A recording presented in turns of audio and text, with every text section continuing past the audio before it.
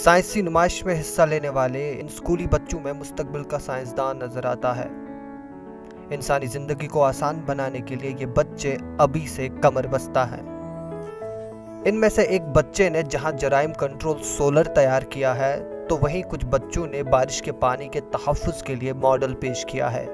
हम लोग solar energy से जनरेट करना चाहते हैं और क्राइम रोकना चाहते हैं, क्योंकि हमारे शहर में ये जो स्ट्रीट लाइट ना होने की वजह से बहुत सारी क्राइम होते हैं, एक्सीडेंट होते हैं। तो ये सारी चीज़ें हम लोग इस चीज़ से रोक सकते हैं। हाईवे में ज़्यादातर क्राइम वगैरह होते हैं, एक्सीडेंट वगैरह होते हैं, उस चीज़ को रोकने के लिए हम ये आइडिया को खत्म। इस नुमाइश में अव्वल इनाम हासिल करने वाली तालिबा का कहना है कि वो आज़ाद के ख्वाब को शर्मिंदा ताबीर करेंगी। भारत के पहले वज़ीर तालीम मौलाना आज़ाद ने तकनीकी तालीम का जो ख्वाब देखा था, वो अब शर्मिंदा ताबीर हो रहा है।